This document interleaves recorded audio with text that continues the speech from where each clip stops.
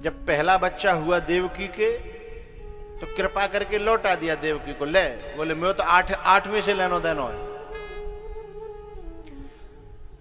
तब तक नारद जी आ गए।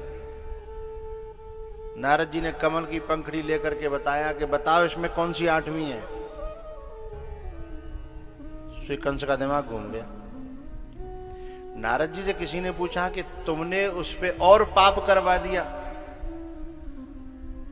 अब सवन मारे वो। तो नारद जी ने कितना प्यारा उत्तर दिया,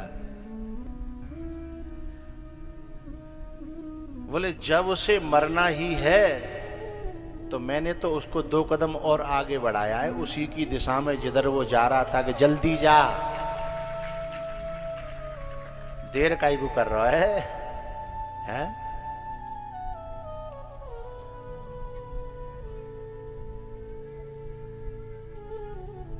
जल्दी जा। तो जब काल मडराता है तो ये कर्म उससे होने लगते हैं, जब विनाश मडराता है तो ये कर्म उससे होने लगते हैं। दुर्योधन को देखिए, जिस समय विनाश छाता उसके दिमाग पे तो पिता में भीष्म का अपमान करता है, अपने बाप का अपमान करता है, अपनी मां का अपमान करता है, भगवान का अपमान करता है। मैं बाजमाने की कहूं दुनिया की बात ना कर रहा हूं, जाए सुजात नगर में देखो कि कौन है जो ऐसे ऐसे कर रहा है, समझना विनाश मडरा रहा है।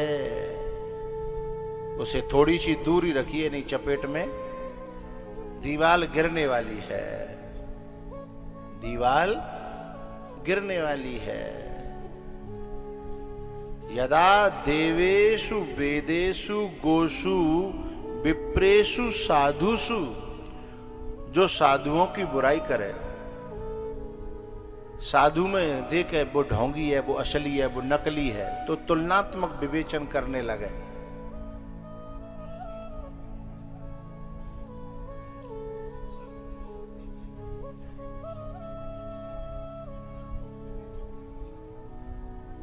धर्मे, जो धर्म से विद्वेष करने लगे, धर्मात्माओं से विद्वेष करने लगे, और लास्ट में भगवान कहते हैं जो यूं कहने लगे को भगवान, कहां को भगवान, कैसो भगवान, धर्मे मई, यानी मुझसे भी जो खाने को दे रहा है, पहनने को दे रहा है, उससे भी जब विद्वेष पे उतर आए व्यक्ति तो समझना सवा आसु विनश्यति, उसके आसपास विनाश नजदीक आ गया है। जने कौन से क्षण घटना घट जाए। हाँ? ये पहले हमारे गांव के किसान का आदो कटवे के बाद में शब्द कहते दूर रहियो।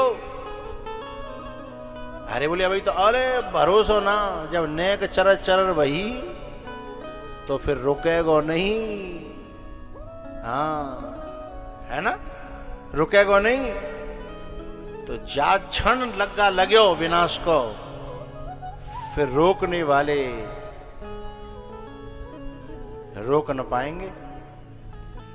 उस समय वैसे बांध के रखते हैं रस्सा से उस पेड़ को कई तरफ है, लेकिन जब वो आता है डहने पे तो भाई खिंचे ही संग चले जाता है, बोले रोक नहीं पाए। हैं? इसलिए हमारे आसपास कोई ऐसे लक्षणों से दिखे तो ठेकेदारी मत लेना। तो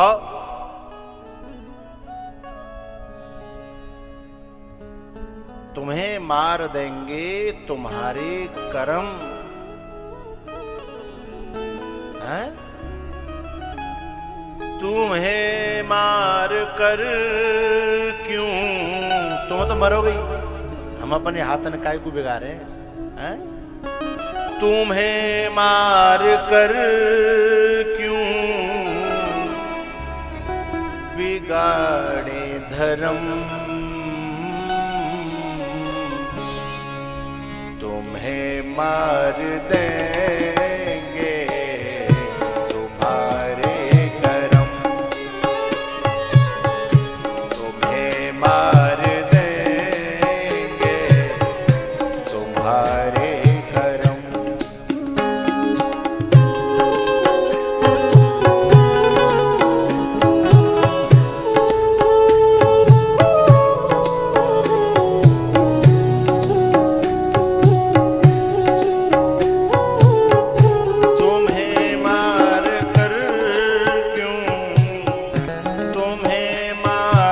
पर क्यों बिगाड़े धर्म, ये मार देंगे तुम्हारे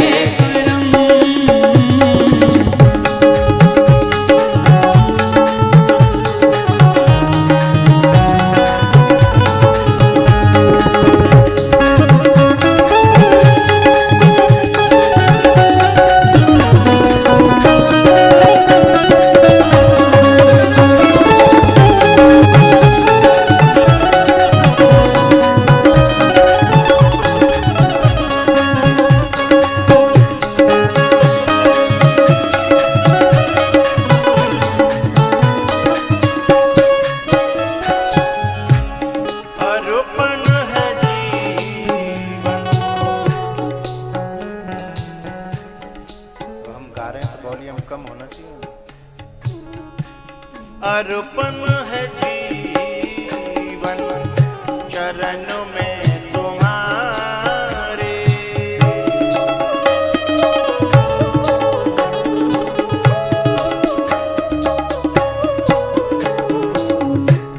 हम राम जी के राम जी हमारे।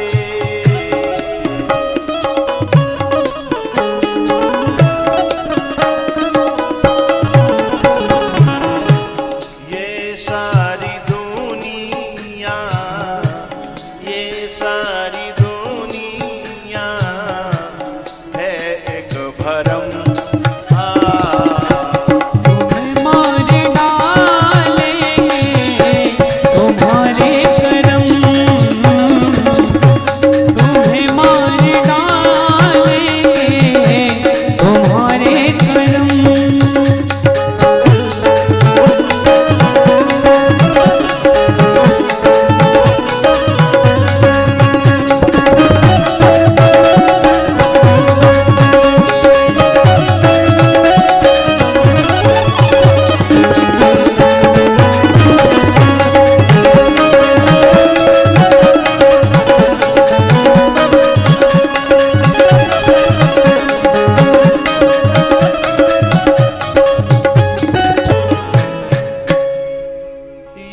सारी दुनिया, ये सारी दुनिया है एक भरम।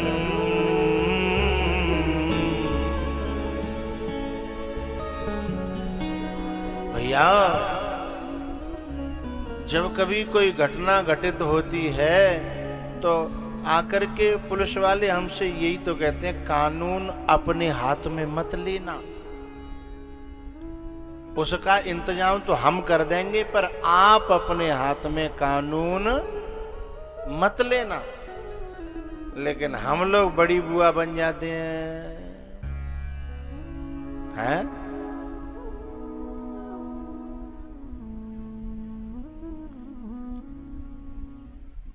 देवताओं से कहते हैं, भगवान चिंता न करना, मैं आ रहा हूं। उस हिरण्यकश्यपु के घर में ही और प्रहलाद जी पैदा हो गए।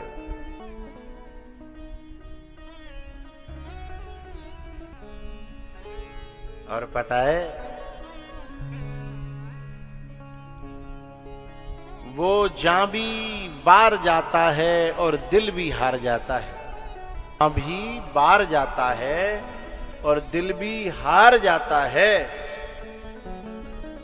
सारी दुनिया से लड़ने वाला और घर में अपने बच्चों से हार जाता है।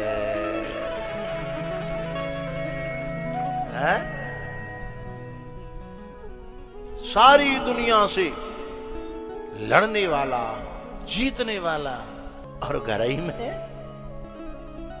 अपने बच्चों से हार जाता है। जो नारी कभी अपने पति से नहीं डरी, पति से नहीं हारी लड़ने में, और बच्चों से हार जाती है। जो पुरुष मूछ पहनाता था, हैं, टाल ठोकता था, उसी के बच्चे उनके सामने जान भी बार जाता है, दिल भी वार जाता है। सारी दुनिया से लड़ने वाला अपने ही घर में और बच्चों से हार जाता है। ये भगवान की माया देखो, घर में ही पैदा कर दो दुश्मन, है ये भगवान को नहीं मानता। बाजमाने की बात ना, आज भी घर में दो तरह के लोग आज भी हैं, एक ही घर में। एक ऐसा है कि सुबह जगेगा, भगवान का पूजा पाठ करेगा, हाँ, महादेव बाबा पे रामायण पढ़ेगा। दूसरों भाई देख के वह को खून पजट जाता हो, ये सभी सवेरे घंटी बजा रहे हो, भगवान जा खावे भी दे जाओ।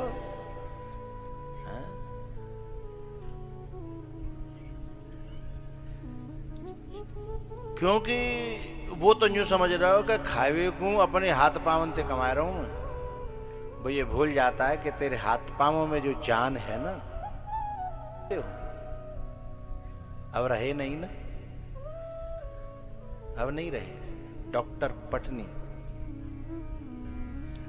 सारी दुनिया का इलाज करते थे, सारी दुनिया को ठीक करते थे, लेकिन खुद के एक औलाद पैदा नहीं कर पाए। तो जानते हैं, उन्हें पता है, डॉक्टर पटनी। संपत्ति कितनी थी कोई गिन सकता है? वारिस न था। अपनी बाहों पर, बाजुओं पर, बुद्धियों पर भरोसा करने वाले जरा ऐसे इतिहासों को थोड़ा सा याद कर लिया करें तो समझ में आ जाएगा कि खाने को तो हमारे हाथ पांव नहीं, हमारे हाथ पांव तो बहाना है, देने वाला तो कोई और है।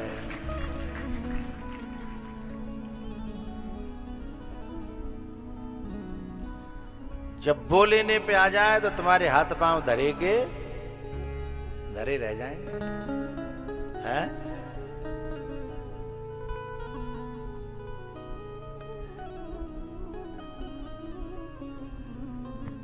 प्रहलाद जी भक्त हैं और इतना विश्वास करते हैं भगवान पर, अपने गुरु के वचनों पर। उनके गुरु हैं नारद जी, कि दुनिया इधर से उधर हो सकती है, लेकिन गुरु के वचनों में जो विश्वास है वो 1 इंच भी इधर से उधर नहीं होता। कितना विश्वास है? विश्वासो गुरु वाक्येषु स्वस्मिन् दीनत्व भावना मनो दोष जयश्चैव।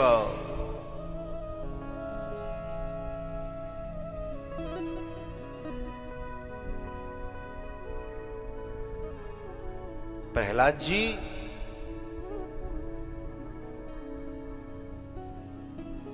गुरुकुल में पढ़ते हैं तो उनके जो आचार्य हैं, जो टीचर हैं, वे भी कभी कभी प्रहलाद जी की बात सुनकर के दंग रह जाते हैं कि भैया तू कांते पढ़ा हो, जो हमने अभी तक नहीं पढ़ा, जो तू कांते पढ़ा हो। तो कहते हैं ये मेरे गुरुजी ने बताया है, हाँ? तो संडा मर्क कहते हैं दोनों आचार्य कि भैया जी हमते तो बता दइए, पर काऊ और मत बताइयो, नहीं तो हमारा ये पूरा सिस्टम खराब हो जाएगा। क्योंकि असत्य की नींव पर बनाया हुआ महल सत्य की एक टांकी से ढह सकता है।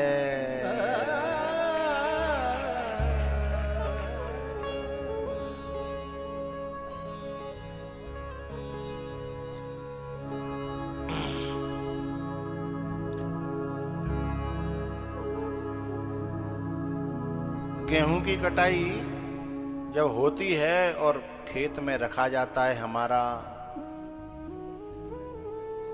पूरा गेहूं का इकट्ठा होकर के एक जगह अनाज रख जाता है। गेहूं निकले भय नहीं, उसे तुम्हारे यहां कहते हैं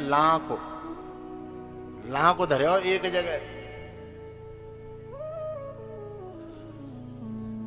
पूरे लां के स्वाह करवे के लिए के माचिस चाहिए। एक माचिस क्यों चाहिए भाई? हाँ, मैं तो तुम्हें भ्रम में डाल रहा हूँ कि माचिस चाहिए। माचिस का ही चाहिए, केवल माचिस की एक तीली है। ऐसे ही असत्य के नींव पर खड़े हुए कितना भी बड़े महल हो, भी बड़ा व्यापार हो, कितना भी बड़ा आदमी हो, है सत्य की एक तीली स्वाहा कर देती है।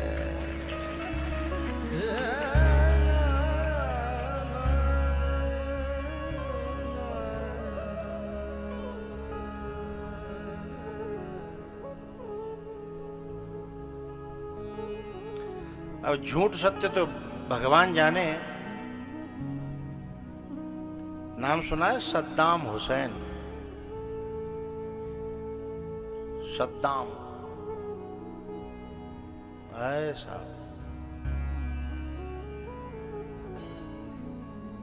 दुनिया भर का कुख्यात, लेकिन सारा जो उसका साम्राज्य था वो असत्य की नींव पे था, हैं? और जब वो नींव ढही तो कैसे साल लगी? एक रात के कुछ घंटों में ही ऑपरेशन सफल हुआ और राज्य समाप्त हो गया। हाँ? घर में घुस करके उन्हें जब किया गया ना,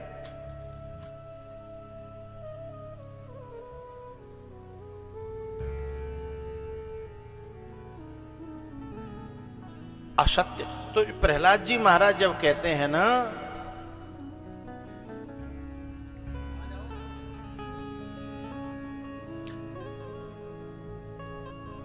कि गुरुजी आप जो पढ़ा रहे हो आप ही बताइए, जहां में कोई तेल है? आप जो पढ़ा रहे हो जहां में कोई तेल है? जाए पढ़ के आपकी मुक्ति भई, आपको सच्चा सुख मिला, शांति मिली, तो क्या कहते हैं संडा वर्ग, भैया तू जाए रहने दे, जैसे हमें नौकरी मिली का ऐसे ही तो नौकरी मिल जाएगी, बस यहां तक हमारी जिम्मेदारी है। जाए पढ़ के जैसे हम नौकर बन गए हैं, ऐसे ही तू कुछ कर लेगो धर लेगो, बाकी जी मुक्ति फुक्ति भक्ति फक्ति वैराग्य फैराग्य जाकी बात न हम जाने न हम ते करें।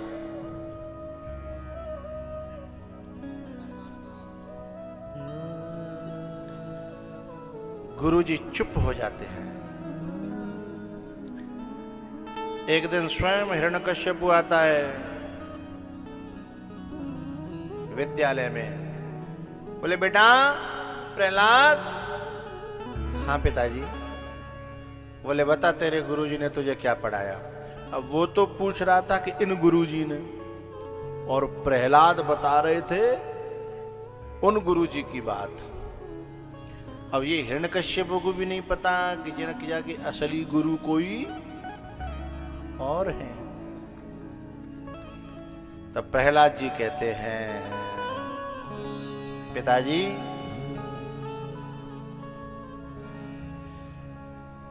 तत्साधु मन्ये सुरवर्य देहिना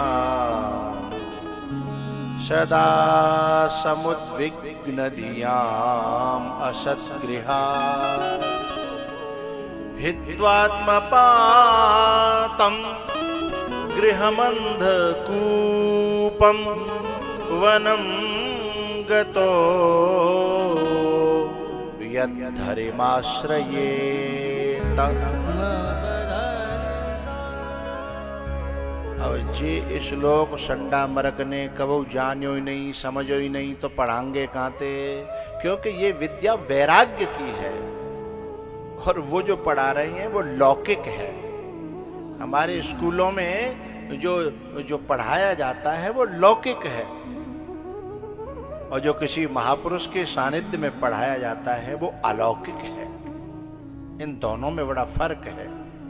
संसार में स्कूलों में जो पढ़ाया जाता है वो संसार में और बंधने के लिए और फंसने के लिए है, लेकिन किसी बुद्ध पुरुष के यहाँ जो पढ़ाया जा रहा है वो खुलने के लिए और औरों को खोलने के लिए होता है। इन दोनों में अंतर है।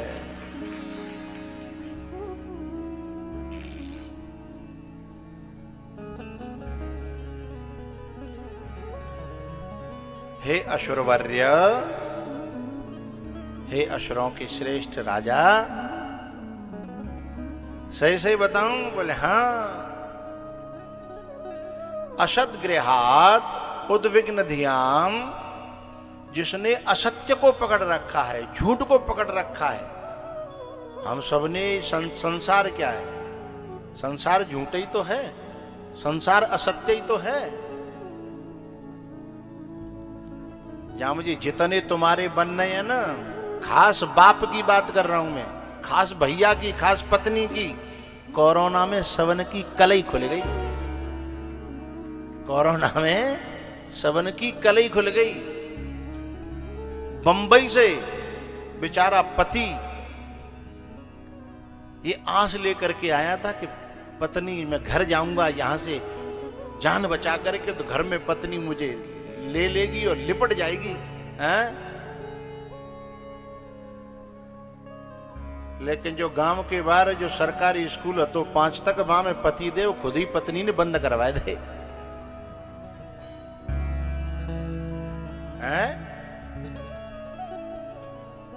14 दिन तक वहीं, और रोटी भी हाथ में नहीं दी, पैकेट में बंद करके। हाँ, कसमे वादे प्यार वफा सब बातें हैं, बातों का क्या। कोई किसी का नहीं है झूठे, नाते हैं नातों का क्या। हाँ? आसमान में उड़ने वाले, आसमान में उड़ने वाले मिट्टी में मिल जाएगा। कश्मीर वादे प्यार वफा सब बातों हैं, बातों का क्या।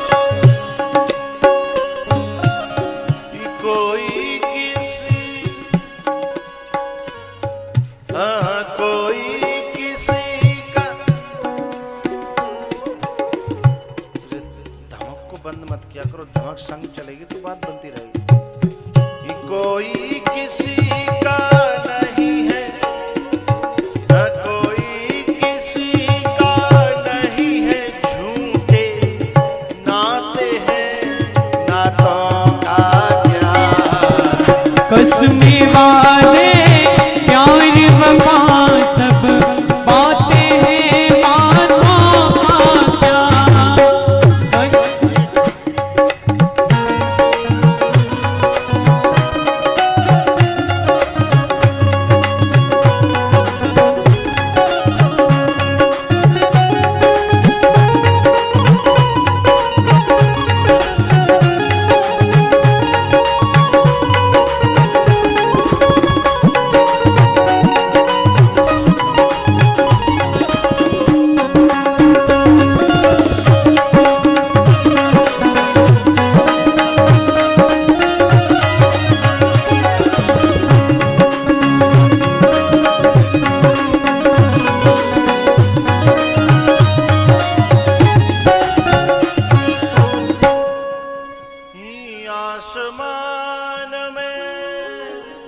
उड़ने वाले।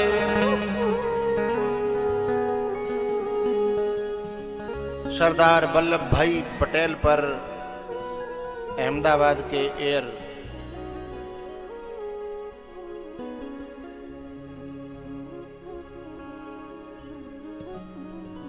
एयरप्लेन जब क्रैश हुआ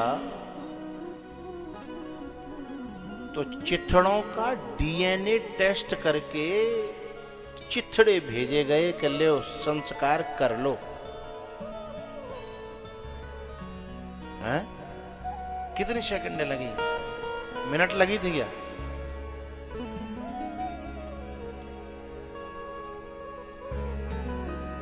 उड़ान कितनी ऊंची है हमारी और नश्वरता कितनी है हमारी, नश्वरता। भैया इसी बात को प्रहलाद जी कह रहे हैं कि पिताजी समझो या न समझो, लेकिन बात तो यही है, असत को पकड़ करके, जो असत है ना उसको पकड़ने के बाद बुद्धि शांत नहीं उद्विग्न होती है। उद्विग्न, उद्विग्न धियाम असत गृहात, असत को ग्रहण करने से बुद्धि उद्विग्न होती है और सत को ग्रहण करने से बुद्धि शांत होती है, बुद्धि इकट्ठी होती है।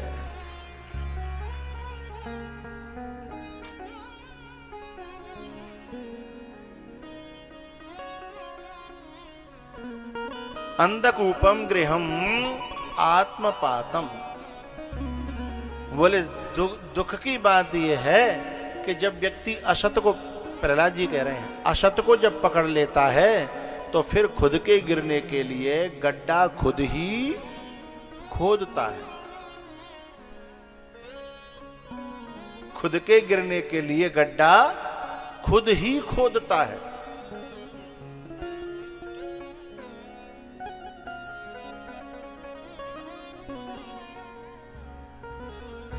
बोले कौन सा गड्ढा खोद रहा है? बोले जितना व्यक्ति व्यवहार बढ़ा रहा है, परिवार बढ़ा रहा है, दुनिया बढ़ा रहा है, उसका गड्ढा उतना ही गहरा होता जा रहा है। ये सब क्या करेंगे? वक्त को खाएंगे, समय खाएंगे ना हमारा। जिस समय में हम अपना कल्याण कर सकते थे उस समय को हम जाको ब्याह बाको तेरेमी बाको क्या कहते हैं वो, अब तो पहले तो एक आध फंक्शन हो तो फंक्शन को पारना। एक पति पत्नी और कहीं निकल रहे थे, गाड़ी में होकर के मेरे पास आए, बोले गुरुजी कहूँ जा रहे हैं, आशीर्वाद दो। मैं समझ कहूँ अच्छे काम पे जा रहे होंगे। मैंने कहाँ जा रहे हो? ए भाई ए भाई ए भाई, ये समझो कितनी एकाग्रता से लोग बैठे हैं, उसमें सहयोग हो तो करो, भंगा नहीं। और मैं इन सबके समय की कीमत जानता हूं, ये कहां कहां से समय निकाल के आए हैं। मैं इनका एक मिनट भी व्यर्थ खत्म नहीं करना चाहता, इसीलिए मैं गाने के एक बोल को 2 बार नहीं, एक ही बार, जितने कम में काम चले उतना ज्यादा हो जाए।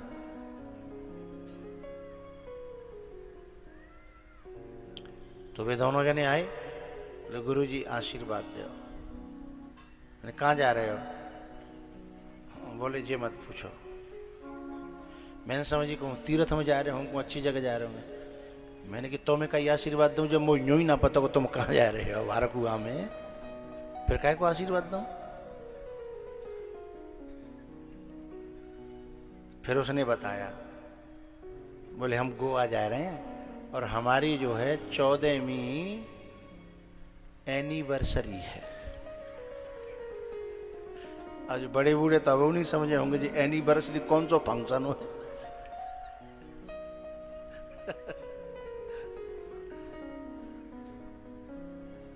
और गोवा जा रहे हैं।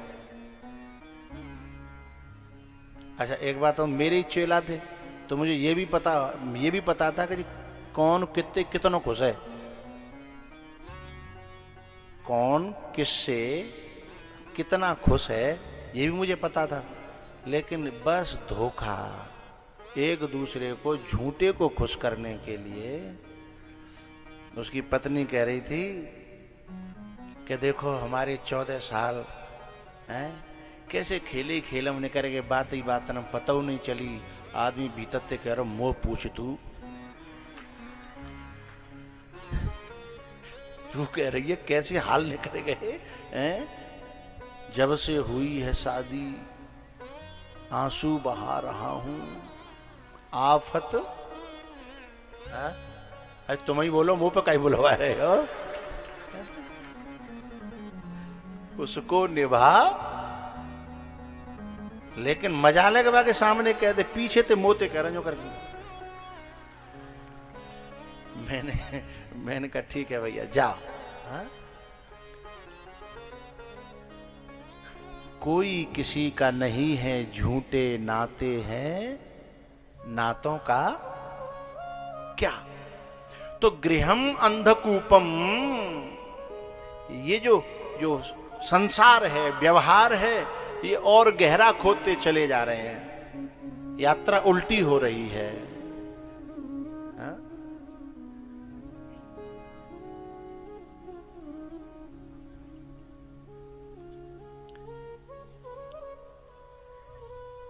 तो बोले क्या करना चाहिए फिर? प्रहलाद जी बोले गृहम अंधकूपम हित्वा, त्याग करके, इस संसार को, इन झूठे संबंधों को त्याग करके, वनम गतः, बोले किसी महापुरुष की शरण में जाना चाहिए और हरि का आश्रय लेना चाहिए। हरिम आश्रयेत, ठाकुर जी का सहारा, ठाकुर जी की शरण ग्रहण करनी चाहिए, कल्याण हो जाएगा। अब जे बात कहूं हिरण्यकश्यपु सुहावी वारी थी, जिनका आहार गलत हो, व्यवहार गलत हो, लक्ष्य गलत हो, उन्हें ऐसी बातें सुहाती नहीं हैं। और ऐसी बात करने वाले और ऐसी बात सुनने वाले, उनकी नजर में दोनों बेवकूफ हैं। ऐसी बात करने वाले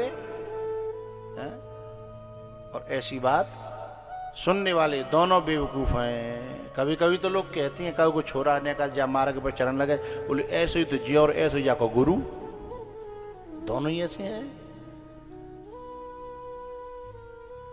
क्योंकि उनकी नजर में तो वो होशियार है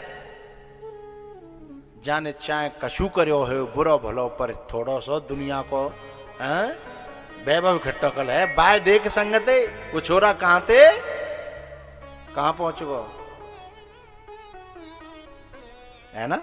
संसार के लोग तो उसी में तो तुरंत जो है हिरण्यकश्यपु ने आवाज लगाई संडा मर को, बोले तुम जा कहा पढ़ा रहे हो।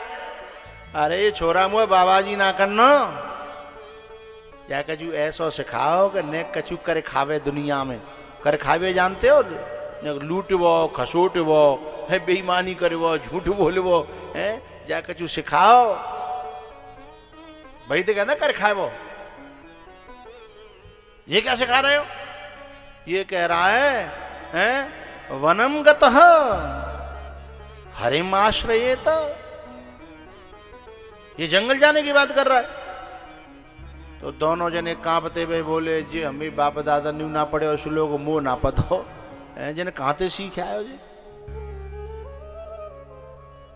न मत प्रणीतम न पर प्रणीतम श्रुतो वदत्येष तवेंद्र शत्रो, न मेरा पढ़ाया हुआ और न यहाँ कोई और पढ़ाए हुए आयो। तो बोले तो का पेट में तो सीख आयो, बोले हाँ। बोले कभी कभी कोई कोई पेट में से भी सीख करके आता है। हा?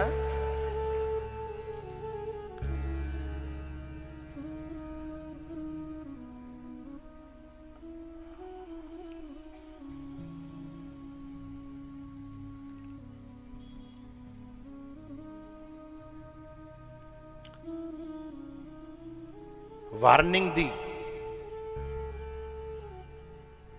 या तो इसे सुधार लो उन्हीं के गुरुओं से।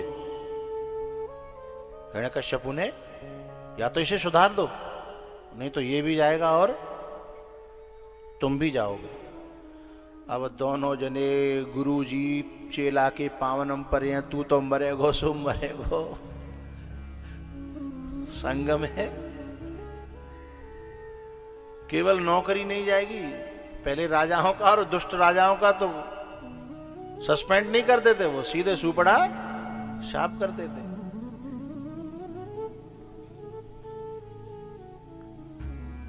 बोले भैया हमारी खातिर देख, हमारी ओर देख। लेकिन एक बात बताऊं मैं आपको, दो व्यक्तियों को कोई नहीं समझा सकता। एक जो भगवान के रंग में रंग गया है उसको दुनिया वाले अपने रंग में लाने के लिए समझाए, उनकी समझ में नहीं आएगा, हैं? उसको कोई नहीं समझा सकता। दूसरा, एक पीने वाले को कोई नहीं समझा सकता। मूड खूब हलावे को, बोले बात तो सही है, बात तो बिल्कुल सही है, कसम तुम्हारी कल से खत्म, पूरे खानदान की खा जाए, बाकी खा जाए, सबकी खा जाए। लेकिन दूसरे दिन शाम को देखोगे तो बई ठेका पे, बई समय पे तुम्हें वहीं मिलेगा। क्योंकि चैन आए तो आए कैसे किसी दीवाने को, समझ आए तो आए कैसे किसी दीवाने को। एक जाता है 100 आते हैं उसे समझाने को। लेकिन उसके कामातुराणाम न भयम न लज्जा, रामातुराणाम न भयम न लज्जा। जिसके दिल में जो बस गया है वो उसे चलाता है, वो चलता नहीं है, उसे चलाने वाला कोई और होता है जो दिल में बस गया है। तो प्रहलाद जी को तो कोई और चला रहा है। जब कैसे बात नहीं बनी तो फिर ओ हिरण्यकश्यप ने कहा इसको मरवा दो, क्योंकि दुष्टों का किसी से प्रेम का नाता नहीं होता, उनका नाता जो है केवल स्वार्थ का होता है। यदि उनके काम नहीं आवे तो चाहे वे बापे मरवा दें, चाहे वे मैया मरवा दें, भैया मरवा दें, माता मरवा दें, क्योंकि वो अपने स्वार्थ के गुलाम होते हैं।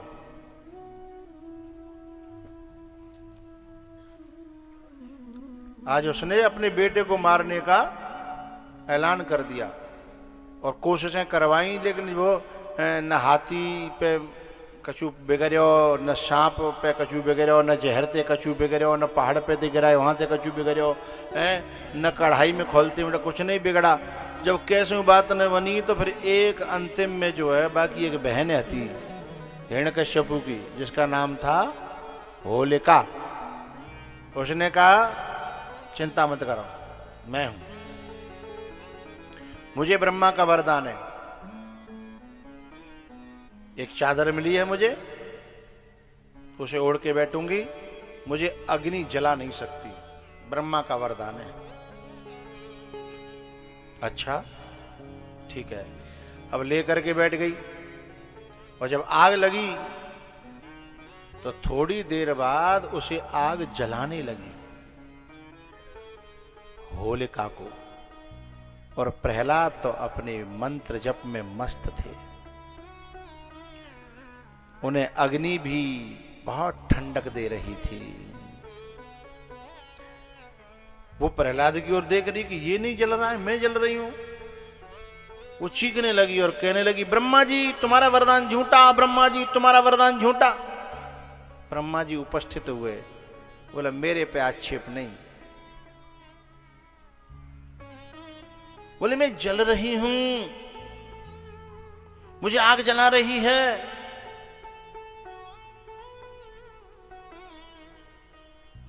बोले आग जला रही है ये गलत फहमी है। अरे मैं जल रही हूं। ब्रह्मा जी ने कहा मैंने कहा था कि जो अग्नि देव है वो तुम्हें नहीं जलाएगा। और ये कौन जला रहा है? बोले ये अग्निदेव नहीं है, संसार में कोई और बात होती है तो अग्निदेव प्रकट होता है, और वो अग्निदेव की मेरी वादा है कि वो तुम्हें नहीं जलाएगा, वो अभी भी नहीं जला रहा है। तो बोले ये कौन सी आग है? बोले ठाकुर जी ने प्रतिज्ञा करी है, भगवान ने प्रतिज्ञा करी है कि मेरे भक्त को जलाएगा तो उसे मेरे क्रोध की अग्नि प्रकट होगी और जला करके भस्म कर देगी। ये अग्निदेव वाली अग्नि नहीं है। जो अपराध भगत कर करई, राम रोष पावक रोष पावक सो जरई। राम रोष पावक, ये राम के क्रोध की अग्नि है। तुम जिसे अग्निदेव की अग्नि समझ रही हो ना, वो नहीं है। और उस अग्नि से तो कोई बच भी सकता है? वो अग्निदेव, अग्नि आग लग जाए कहूं तो फायर ब्रिगेड से बुला करके बचा भी जा सकता है, लेकिन इसको बुझाने वाली फायर ब्रिगेड दुनिया में कोई बनी नहीं है।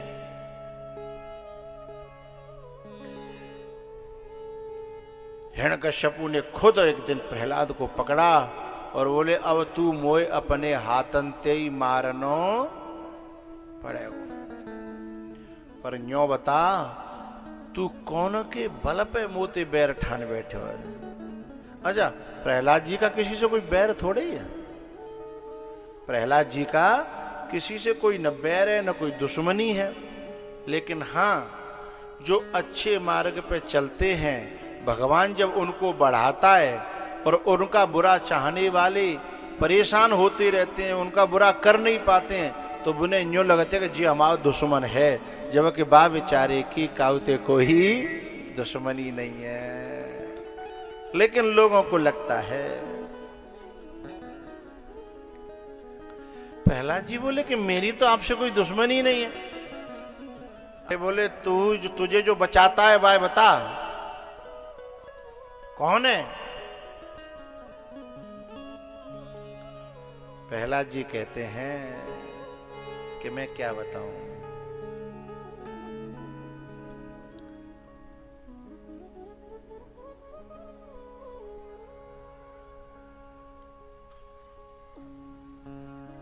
तुम्हारे अंदर भी उन्हीं का बल है और मेरे अंदर भी उन्हीं का बल है।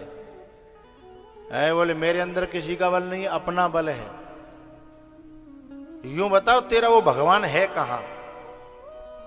प्रहलाद जी बोले कहां नहीं है मेरा भगवान? बोले इस खम्भे में है? बोले है।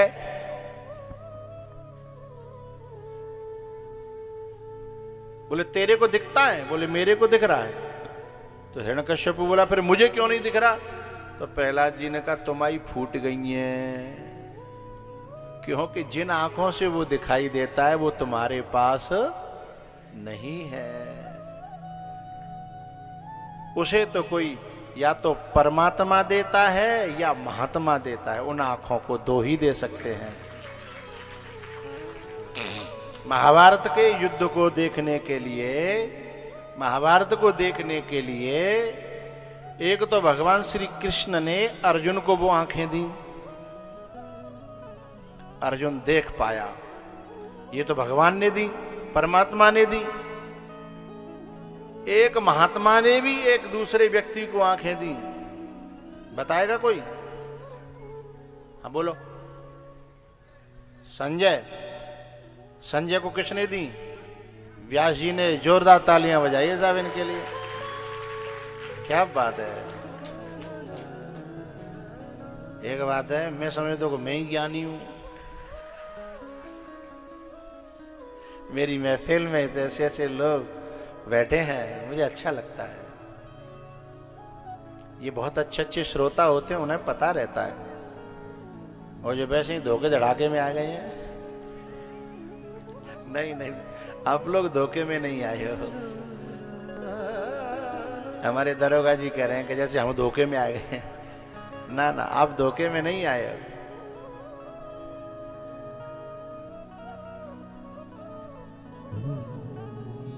बिना हृदय में भाव पैदा हुए ड्यूटी भी ऐसी जगह किसी को मिलती नहीं है। तुमने अदा की मुझे जिंदगानी, महिमा तेरी मैंने फिर भी न जानी। कर्जदार हूँ तेरी दया का मैं इतना, जिसे मैं भुलाने के काबिल नहीं। जिसे मैं चुकाने के काबिल नहीं। मैं आ तो गया हूँ मगर जानता हूँ कि तेरे दर में आने के काबिल नहीं हूँ। मैं आ तो गया मगर जानता तेरे दर पे आने के काबिल नहीं। ज़माने की चाहत में खुद को भुलाया, ऋषियों ने संतों ने कितना समझाया। कोई मेरी नजरों से देखे तो समझे। नजर जिसको दे दे वो, जिसे नजर दे दे, जो जिसके पास नजरिया आ जाए तो इनमें भी कुछ और दिखाई देता है और उसमें भी कुछ और दिखाई देता है। कोई मेरी नजरों से देखे तो कि तुम मेरे क्या हो, कि तुम मेरे क्या हो, कि तुम मेरे क्या हो, कि तुम मेरे क्या हो। व्यास जी ने संजय को दृष्टि दी, नजरें बदली और नजारे बदल गए। सीन बदल जाता है, दृश्य बदल जाता है, केला लेके आते हैं हम तब केला होता है, जब चढ़ाने के बाद वही जब मिलता है तो फिर प्रसाद हो जाता है। जब आते हैं आप तो कोई किसान होता है, कोई मास्टर होता है, कोई दरोगा होता है, कोई मैनेजर होता है, लेकिन जैसे इसमें दिल का दामन लेके घुसते हो तो ये भगवान का बंदा हो जाता है। तमन्ना यही है कि सिर को झुका दूं, तेरा दीद एक बार जी भर के पालो, सिवा दिल के टुकड़े की ऐ मेरे दाता, सिवा दिल के टुकड़े की ऐ मेरे दाता, मैं कुछ भी चढ़ाने के काबिल नहीं हूँ, मैं कुछ भी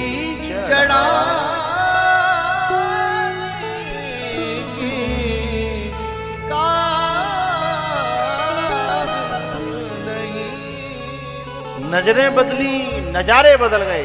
प्रसाद बन गया, भक्त बन गया, दास बन गया। संजय ब्रह्म ज्ञानी हो गया साहब। आज वो यहां बैठा वहां का देख रहा है और पूरी गीता सुन गया, जिसे भीष्म भी नहीं सुन पाए। बड़े ब्रह्मचारी बनते थे ना, वह भी नहीं सुन पाए और संजय बाजी मार गया। क्यों मार गया? उसके पीछे एक बड़ी प्यारी पंक्ति है, थोड़ा सा अलग है।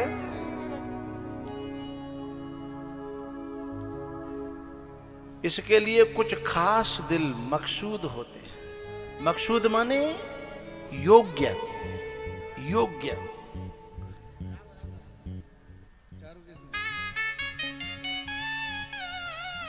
इसके लिए हर दिल योग्य नहीं होता है? किसी से उनकी मंजिल का पता पाया नहीं जाता।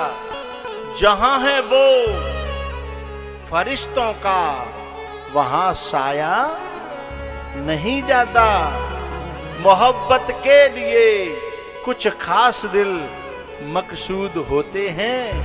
ये वो नगमा है जो हर साज पर गाया नहीं जाता।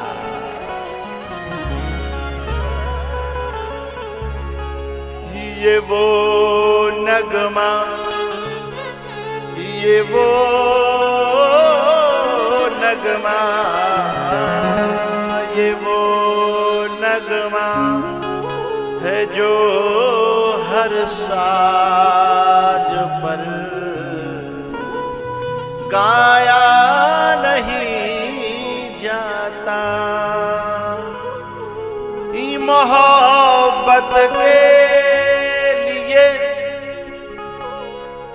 कुछ खास दिल मकसूद होते हैं। मोहब्बत के लिए कुछ खास दिल मकसूद होते हैं। ये वो नगमा, ये वो नगमा, ये वो नगमा है जो हर साज पर गाया नहीं जाता। किसी से उनकी मंजिल का पता पाया नहीं जाता।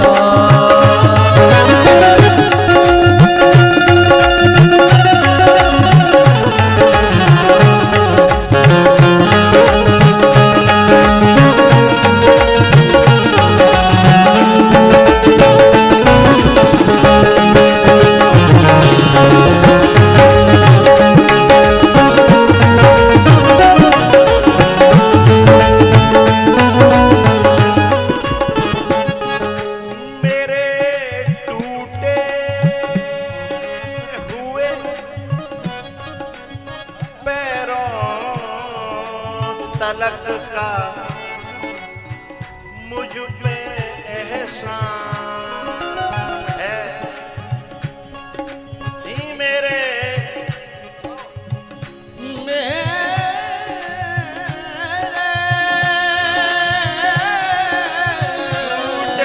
हुए पैरों तलक का मुझ पे एहसान है। मेरे टूटे हुए पैरों तलब का मुझ पे एहसान है। तेरा दर छोड़ के अब और कहीं जाया नहीं जाता। किसी से उनकी मंजिल का पता पाया नहीं जाता। फकीरी में भी मुझको मांगने में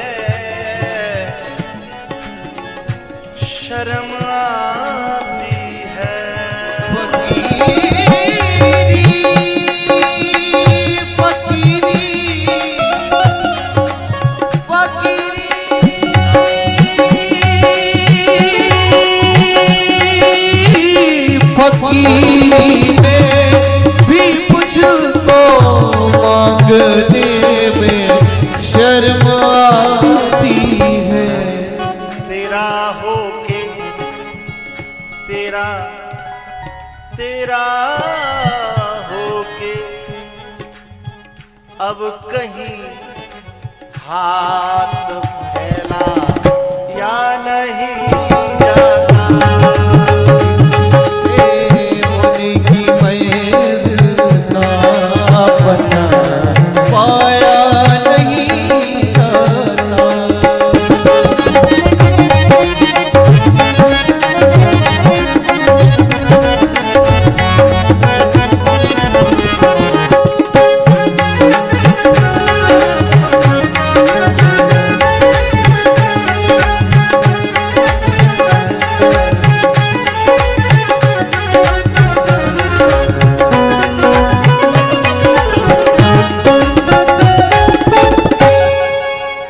ये वो नगमा है जो हर साज पर गाया नहीं जाता।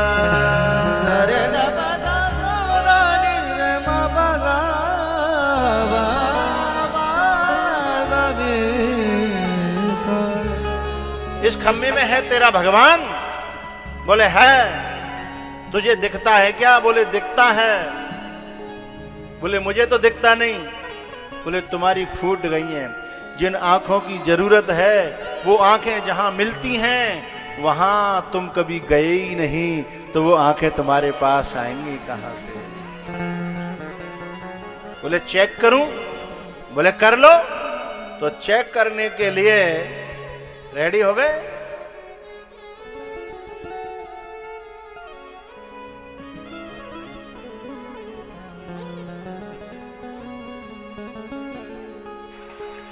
तो चेक करने के लिए हिरण्यकश्यपु ने अपना गदा उठाया।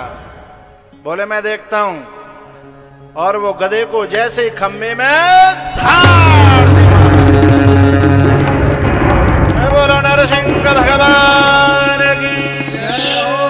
जोर से बोलो नरसिंह भगवान की जय हो।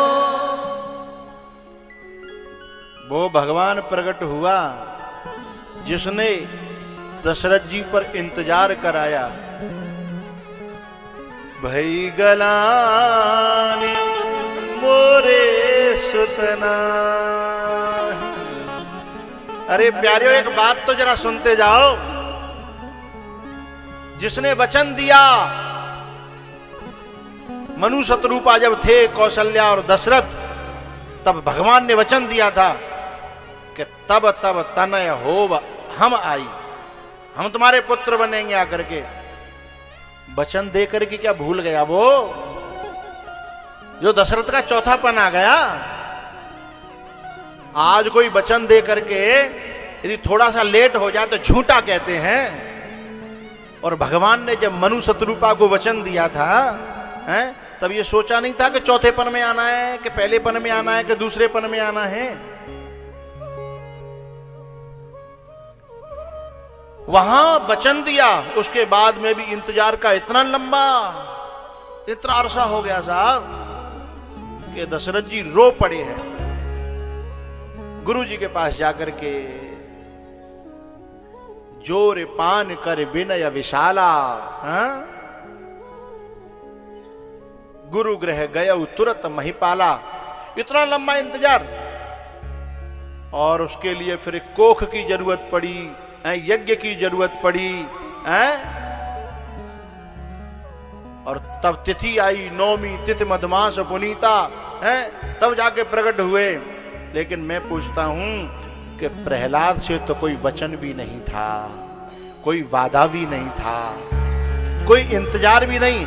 अरे भाई, यहां भगवान ने ये नहीं कहा कि मैं आऊंगा, चिंता मत करना, फिर मैं तिथि छांटूंगा, फिर मैं चौघड़िया बनाऊंगा, फिर मैं प्रकट होऊंगा ना, फिर मैं बच्चा होऊंगा, फिर बड़ा होऊंगा, फिर जाके रावण को मारूंगा।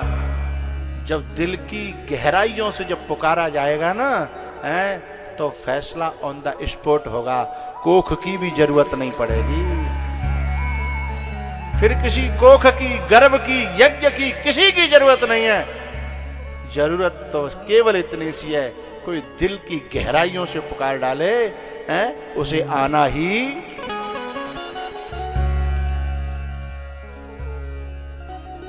हनुमान जी महाराज से राम जी ने पूछा कि हनुमान जी, तुमने जब सागर पार किया, लंका गए, कोई परेशानी आई?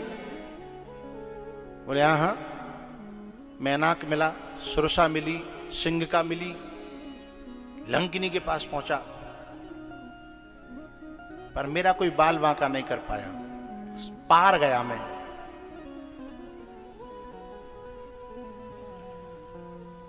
न डूबा न रुका, पार गया। और जाकर के मैंने रावण की बेटा की छाती में ऐसी लात मारी, अक्षय कुमार का सुपड़ा साफ कर दिया। पर भगवान एक बात बताएं, मेरी एक यात्रा और हुई और एक सागर मिला, और उस सागर में मैं डूब गया। अब राम जी भी देखने लगे और बंदर भी देखने लगे, सब लोग, कि हनुमान जी ने एक ही बार तो सागर पार करो, दूसरा सागर कब गए और कौन सा सागर है, कब डूबे, तो मैंने आज तक नहीं बताई हमें। बोले बताऊं तो तब एक शब्द आएगा, तब समझ पाओगे। भरत पयोधि, पयोधि जानते हो? पयोधि माने सागर होता है। भरत पयोधि गंभीर, एक सागर मिला था जब मैं लौट रहा था अयोध्या के ऊपर से, और एक बाण मारा, मैं नीचे गिरा। शॉर्टकट कह रहा हूं क्योंकि 4 बज गए हैं, मैं बहुत शॉर्टकट कह रहा हूं। बीच में बता इसीलिए रहा हूं कि कुछ लोग यूं ना समझे कि मैं भूल गया हूं, कहिए तो भूल गए, अब तो चलो ना, बहुत शॉर्टकट कह रहा हूं। 5 मिनट में फैसला ऑन द स्पॉट हो जाएगा, ठीक है। हनुमान जी ने कहा कि एक बाण मारा, मैं मूर्छित हुआ, और उस समय मेरे कान में भरत जी ने एक बात कही कि यदि मेरा प्रेम, चौपाई मुझे याद नहीं आ रही, किसी को याद आए तो बताना। वो कह रहे हैं भरत जी कि मेरा प्रेम यदि प्रभु के चरणों में सच्चा है, यदि मेरा प्रेम प्रभु के चरणों में सच्चा हो, हैं, तो इस वानर की पीढ़ा, इसके सूल, हैं, इसकी मूर्छा दूर हो जाए। हे राम जी, 1 सेकंड में मेरी आंखें खुल गईं, मेरी मूर्छा दूर हो गई।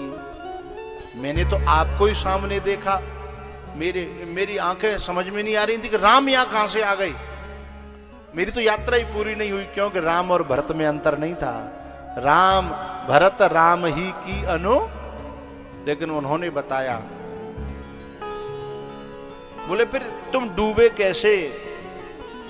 तब बहुत प्यारी बात कहते हैं हनुमान जी कि मैंने देखा कि वो कितना प्रेम का सागर होगा, जिस मूर्छा को दूर करने के लिए मैं पहाड़ों को ढोता फिर रहा हूं, मैं इतनी लंबी छलांगे लगा रहा हूं जिस मूर्छा को दूर करने के लिए, और मेरी मूर्छा जिसने केवल ये कह करके बिना पहाड़ ढोए, बिना यात्रा करे, बिना कऊ औषधि के, केवल ये कह करके दूर कर दई कि मेरो प्रेम राम के चरणन में सांचा होए, तो ये बंदर की मूर्छा दूर है जा। तो मुझे अपने ऊपर गिलानी आ गई कि यदि सच्चा प्रेम मेरा भी होता तो मैं भी ऐसे ही कह करके लक्ष्मण की मूर्छा को बोलो बोलो दूर कर देता। अभी तक उस भरत पयोध गंभीर में मैं डूबा हुआ हूं, मैं निकल नहीं पा रहा हूं। तब अब अंदर घोपड़ी पकड़ के बैठे थे के बात अब समझ में आई है? जब लगन ऐसी हो, प्रेम साचा हो, तो फिर भगवान वो इंतजार नहीं करते हैं। तो हनुमान जी, मुझे कहना क्या था इस बात से कि हनुमान जी की समझ में आया कि जो काम इतना कहने से हो सकता था, उसे मैं कितना लंबा यात्रा और पहाड़ और संजीवनी और सुसैन वैद ये सब ढोना पड़ रहा है। क्योंकि कहीं न कहीं अभी मेरे प्रेम में कमी है, नहीं तो मैं भी भरत जी की तरह ऐसे ही कह देता, लक्ष्मण जी छाड़े हो जाते। हाँ? बात इस पे कही कि भगवान को योजनाएं बनानी पड़ती है ना, यहां जाना है, वहां जाना है, ऐसे अवतार लेना, ये यज्ञ होना है, श्रृंगी ऋषि वशिष्ठ बुलावा, पुत्र काम शुभ यज्ञ करावा। काहे की जरूरत थी? प्रहलाद ने तो प्रहलाद के लिए तो जीव नहीं कही भगवान ने कि कोई मेरे लायक कोख हो, कोई मेरी माँ बने वे लायक हो तभी तो जन्म लऊं। हैं? सीधे खम्भे से प्रकट हुए, जड़ से प्रकट हुआ, और जड़ से जो प्रकट हुआ था वो चेतन था। जड़ से जो प्रकट हुआ, बोलो बोलो, वो चेतन था। चेतन से जड़ तो प्रकट होता हुआ देखा था अब तक, लेकिन जड़ से चेतन प्रकट हो ये होता हुआ नहीं देखा था, लेकिन आज जड़ से चेतन प्रकट हुआ।